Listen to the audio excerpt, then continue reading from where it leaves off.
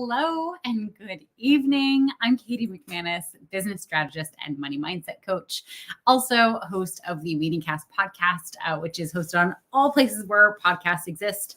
But welcome to my live show, everyone. Today, I have lost count. I'm pretty sure I'm on day 10 of my 30-day challenge of going live every single Monday through Friday. Today, I want to talk about something that is actually currently happening for me. This is like a very topical to today thing, low dopamine days. Okay, so if you have ADHD, I guarantee you have had a low dopamine day.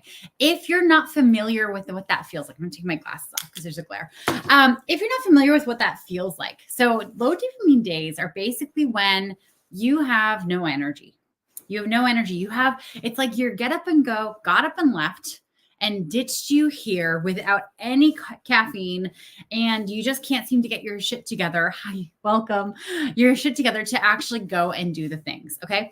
Low dopamine days hit us random. Like it just hits us whenever it feels like it. They're really common on days after, days where we've accomplished a lot. So if you worked like a 14-hour day yesterday, pretty much guaranteed you're going to have a low dopamine day today. You used all your dopamine yesterday. They also can happen when you're tired, when you're sick, just because it's random, right? So when you have ADHD, you have an imbalance of dopamine, right? Your body doesn't consistently create it. And, you're just kind of at the mercy of how much dopamine you have in your system. Now, there are dopamine deficient days. And then there are days where you just don't have enough in the morning to get up and going. There are two different strategies for these. And I want to talk through both, but I really want to stress that today we're talking about what do you do on days where you have no dopamine, you can't get it running. And those are the days where you start kind of villainizing yourself. Those are the days where you start making yourself out to be the bad guy because you start telling yourself that you're lazy, that you can't do anything, that you're not the kind of person who finishes stuff. And it's those days that are so dangerous to business owners, right? Because if you have this narrative going on in the back of your mind, it's telling you that you can't do stuff because you're lazy, that there's something quintessentially wrong with you, then you're going to start creating a lot of beliefs that are going to start getting reinforced by anything that could possibly go wrong in your business. And what ultimately happens is you start creating this narrative that you shouldn't be someone who's running a business, which is not true. Is not true. You can run a business and still have ADHD and have low dopamine days. I do it. Lots of ADHD business owners do it every single day. Now, let's talk about those days before we get into the super low dopamine days. And for those of you who are joining us, welcome. If you have any questions for this, please pop them in the comments. I love for this to be interactive. The days where you wake up and you just don't really have a whole lot of get up and go, those aren't necessarily low dopamine days. On those days, one of the things that I love doing is giving myself some fun things to do in the morning and having it on my to-do list. So currently I'm on my 11th novel in 7 weeks right now. So in the mornings, one of the things that I do to get myself to get up and go is I assign myself 30 to 60 minutes of pleasure reading in the morning while I'm drinking coffee. I love it because it's literally something fun that I can get super sucked into. It's something I'm going to be sitting there on my phone scrolling anyway while I drink my coffee. I might as well be immersed in a story, right? I might as well be maybe learning something or kind of visiting my friends on the pages. And it gives me the ability to do something that's a low lift for me and then be able to cross it off as self-care. Right? Once you start crossing things off your list in the morning, that's what gets that drip of dopamine going. Okay. You know that saying eat the frog first thing in the morning, do the hardest thing. People with ADHD, we can't do it. We have to do easier things in the morning. First thing that gets the dopamine drip going. And then we can tackle the more difficult stuff later in the morning or in the early afternoon. Okay. If you have ADHD and you're trying to get yourself to do the hardest thing every single morning and you're struggling to stick to it, that is normal. That is normal. Don't try to make yourself do that. You're not setting yourself up for success. Okay. Now, so those are normal days for people with ADHD. Let's talk about the days where you're get up and go. got up and left, and you are stranded here on a highway in the middle of the desert, and you just can't, for the life of you, get yourself to get up and move. Okay. I've been in that today. Okay. I had a couple client calls. I had a ton of things that I wanted to get done today, and I just had no energy for any of it. And on those days, it's really easy to get in your own head and make it a problem with yourself, and start hating on yourself and telling yourself you're lazy and there's something wrong with you. There's nothing wrong with you. Your brain just works differently. Your brain just produces dopamine, sporadically. It has like its own wonky little schedule here. Okay. The other thing about you, if you have ADHD and you're having a low dopamine day, you know that when you sit down and do the work, when you have that get up and go, you're going to get everything done in a third, if not a quarter of the amount of time it would take a neurotypical, right? It's nothing that you can't handle. Like, you're going to be fine if you leave it to the last minute. Okay. I stopped like hating on myself for leaving things to the last minute, because that's when I get my best work done. Okay. It's okay. Like, other people who have a problem with you doing stuff to the last minute, like, that's their problem. Okay. That's their problem. It's not your problem. Okay. So on low dopamine days, we're talking bare bones self-care, a little bit in your business, but really cut yourself some slack. All right. It's not you being lazy. It's you needing rest. Two different things. Okay. They look the same on the outside. Like, it could be you sitting in front of the TV and not doing anything. Okay. One could be laziness, but it's not. For you, it's you, like, your brain literally just can't get up and go because there's not enough dopamine in it. Okay. That is not lazy. That is executive dysfunction. All right. So some 4 things that I generally like make myself do on those days, and they are super low lift. Number 1, I drink a crap ton of water. Okay. Your brain cannot work properly if it's not well lubricated.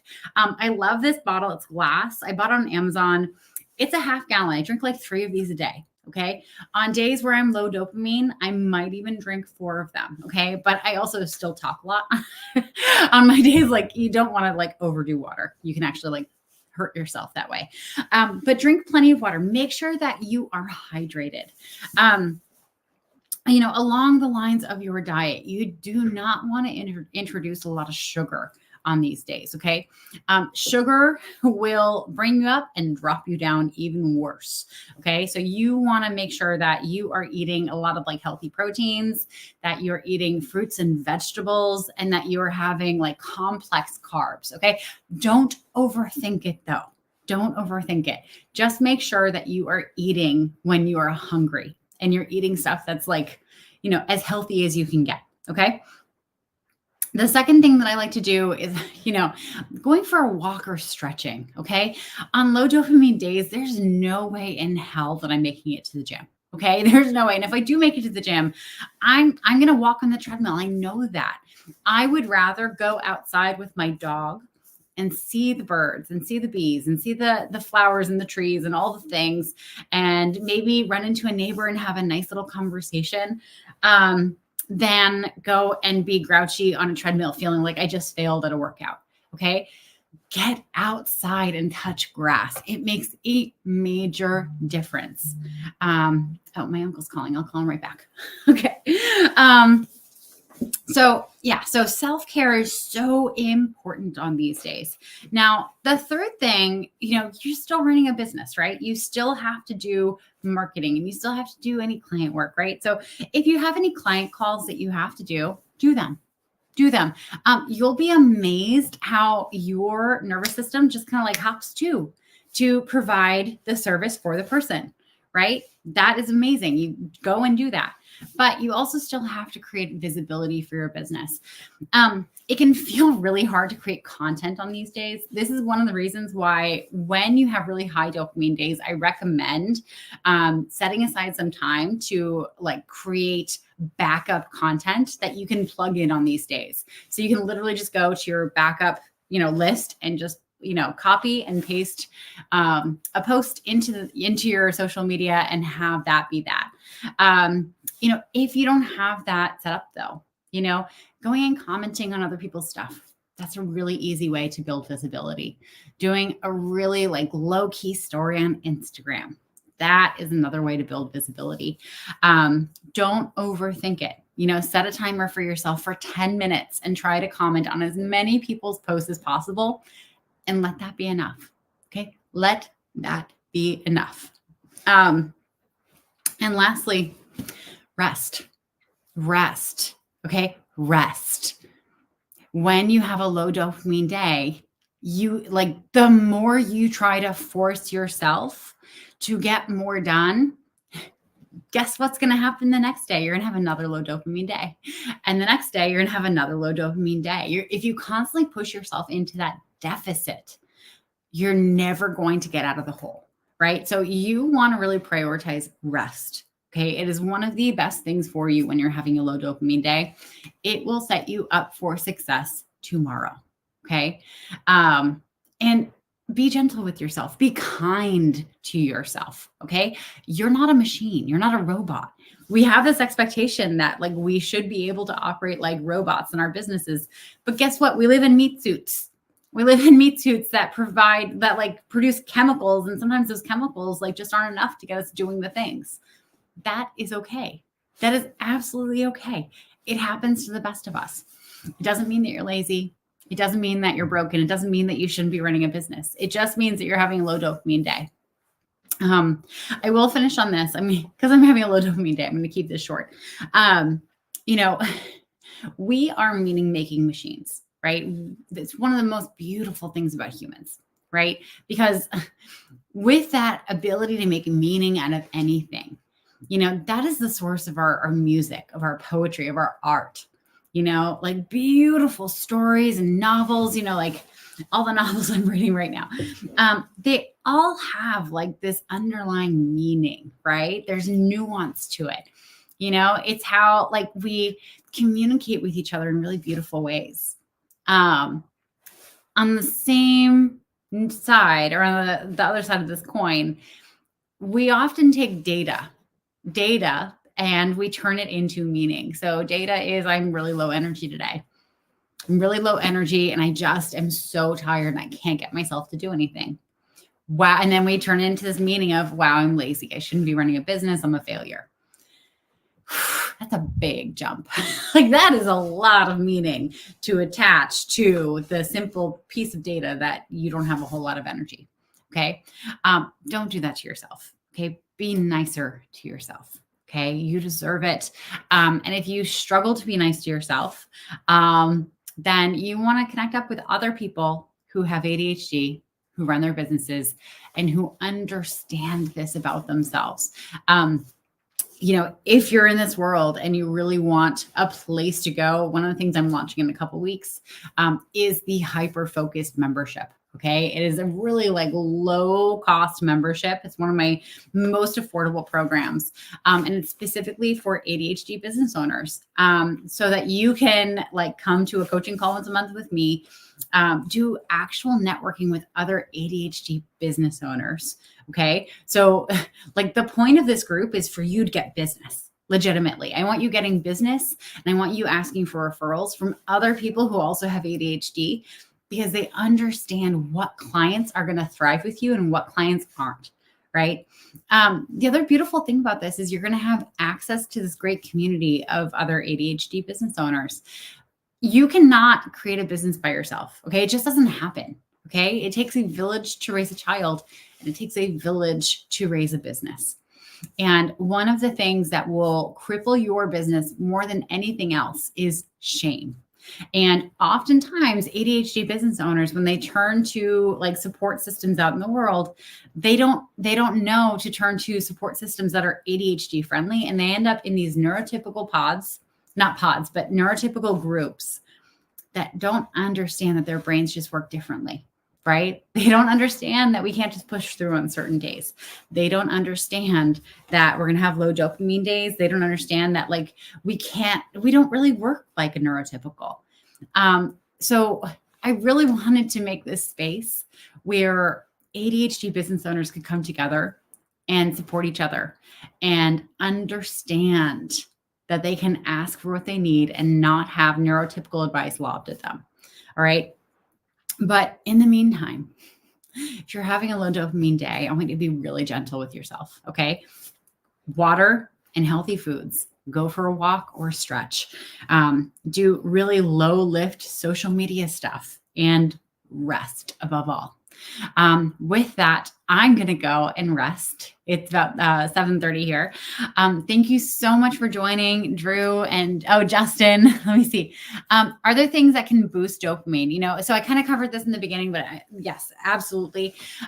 Low dopamine days are really hard to boost dopamine. Like you're already in a deficit. So sure, you can try, but like the more you try to do, the further in deficit you can go. On normal days, one of the ways that you can boost your dopamine is by doing like small, easy, kind of fun stuff in the morning and assigning it to yourself. So like one of the things that I've been talking about lately, like this is the 11th novel that I've read in 7 weeks, right? I have assigned myself 30 to 60 minutes of reading every single morning with my coffee. This doubles as like keeping me off my phone, right? Right as I wake up. Amazing. And it also gives me something that's like really easy for me to get into that I can then like cross off my list. Hi, David. And yeah, so like you want to give yourself easy stuff in the morning. You don't want to try to do that hardest thing first thing in the morning. It's going to make you feel like an absolute failure. You want to build up to it. So like what I always like to do is give myself like 3 fairly easy things to do in the morning before I try to tackle the big thing. Oh my God, sci-fi fantasy book club. Yes, I'm so into it. I have so many recommendations. Yes, absolutely. I'm into it. But anyway, yeah, so you can absolutely build dopamine. Staying hydrated is really important. Like having really healthy food is also really important. For dopamine, you want to eliminate sugar. That's one of the killers for people with ADHD. You want to get really good sleep, which is hard because, like, especially if you're running your own business, you don't have to be up at a certain point, like to get to the office, most days. So you usually don't go to bed at the same time, right? So there are things that you can do that will help you. But of course, you're an imperfect person. And I don't want to say like, here is the strict schedule you have to stick to, because you're not going to stick to it. You can have like best intentions, right? And then you can fail once and then feel like an absolute failure for the rest of the week. The best thing to do here is just have like, here's my ideal day. And the most I get to stick to it, I get more credit, right? There's no failing. It's all just bonus points. So like say part of your ideal day is to go to bed by 9, right? Okay. So like if you go to bed by 9, great. You got points that day, right? It was bonus points. That's it. And say the next day, like if you worked out in the morning, great. Bonus points. It's one of the things about having ADHD is, that strict schedule of like, here are all the things that I need to do. Let me see. Have you covered people who stay up late in order to be in control? That's a little too close to home, Justin, because I am one of those people. I will get to that. The thing about having ADHD and like trying to stick to like a really strict schedule is like once you go off the rails, you make yourself wrong. You start feeling like, oh my God, I screwed this up. Like everything is out the window now. I can't do anything on this list. Like now I have to start over. And usually like it's Tuesday. And then because this one schedule has gotten thrown off, like the rest of the week is fucked, right? Even though there's nothing that day that like was going to impact the next few days. Like it's just that you didn't stick to it perfectly. What I find really helpful for folks with ADHD is just giving yourself like a running to-do list.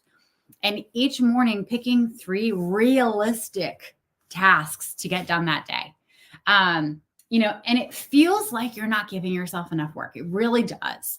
But what happens is, if you're looking at this to-do list and getting overwhelmed and getting into executive dysfunction, you weren't going to get anything done anyway, right? But if you do get those first 3 things done, those 3 things that you assigned yourself, that's 3 things that you wouldn't have gotten done otherwise, right? But what often happens is you get those 3 things done and they're like, oh, cool, I can still do more. And you do a couple other things without even realizing that you're able to cross them off the list. Now, we don't go into the day like saying, okay, I'm going to do these 3 things, but I'm actually going to do these like 5 or 6. No, that's not the point. 3 things. This is actually what I do with my clients on Mondays. We do a sprint and I have them organize exactly what those things are for Monday and get their list in order for the rest of the week so that they can pull from it. But yeah, that's really helpful to build dopamine. As for your question about the people who stay up late in order to be in control, it's tough. We live in such a virtual world. I think a lot of what happens at the end of the day is we're just so burned out from our world. We're burned out and we just kind of need like some kind of stimulation. We need like to feel connected. So we might like desk scroll on social media. We stay up and watch TV just because we need to zone out. What I learned about myself early on when I like worked in restaurants and then worked in sales is that, you can be out because like when you're in sales, like there are like happy hours and dinners that you have to go to and a whole bunch of stuff. Like you're not just working a 9 to 5. And it's absolutely not happening when you work in restaurants. But you know that feeling when you come home and like you should go to bed, but you know that if you go to bed too soon, you're just going to lay there awake because your brain hasn't had a chance to turn off. I think for people with ADHD specifically, we instinctually want to give ourselves that time for our brains to turn off, but it takes a while, right? It takes a while. And also different things can impact us. So like right now I have a ring light at me.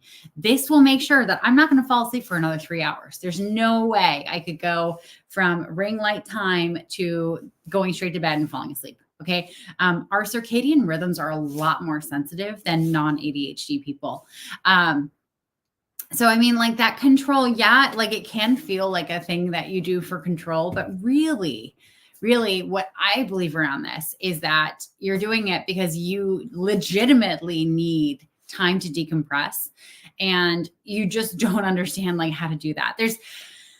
There's a whole like bunch of research happening right now on people with ADHD and sleep, and how like we fall asleep and how we stay asleep and like what happens to us in sleep and how much sleep we need. It's really interesting. I haven't read up on all of it and I really do want to do a whole WeenieCast episode on that because there's so much data right now, and it's all really helpful. And also, having said that, want to name that even knowing all the data, it doesn't mean you're going to do it perfectly. Okay.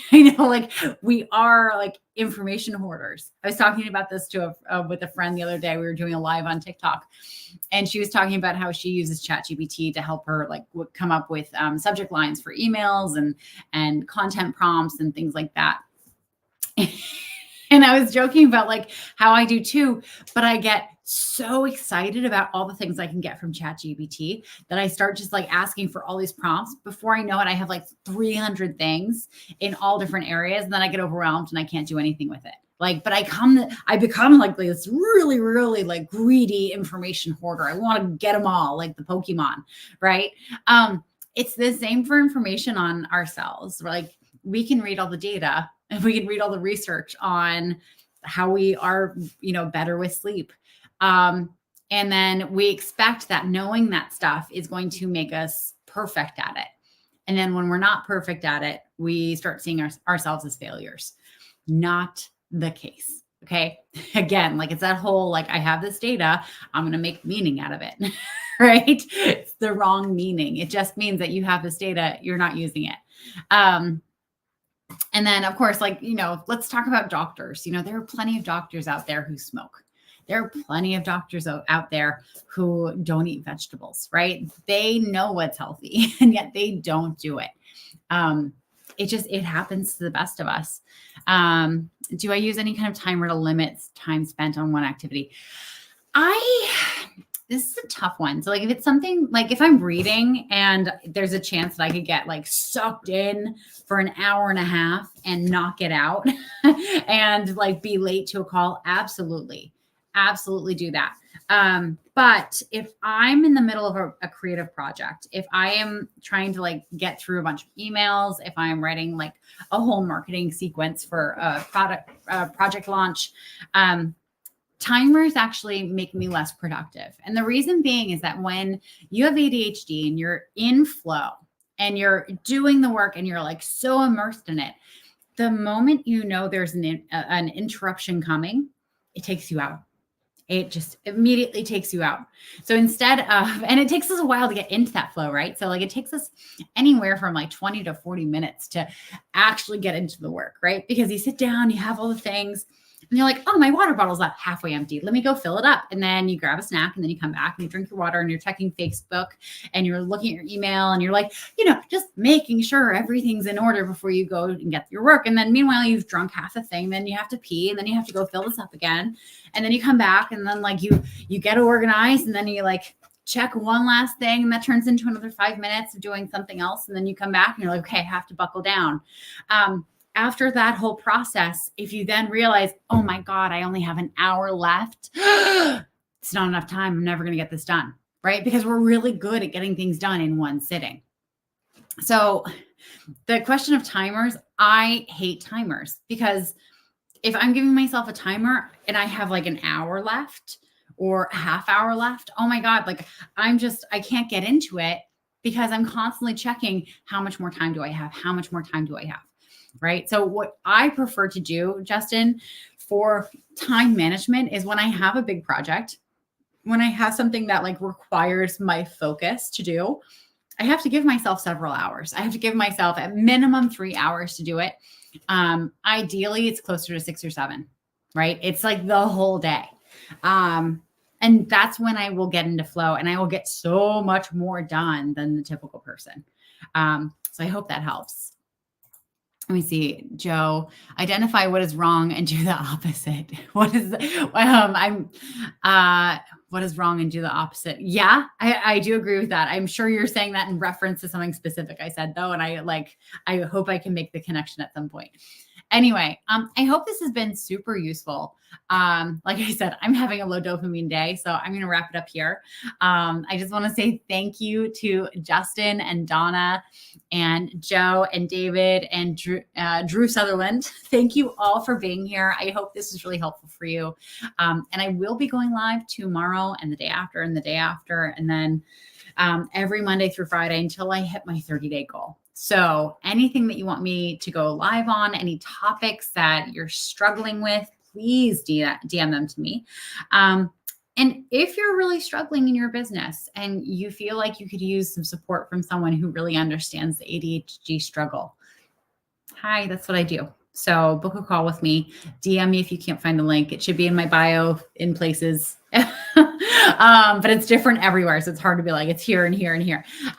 Anyway, but with that, I hope you all have an amazing night and I will be live with you tomorrow. All right. Mwah. Have a good one, everyone. Bye.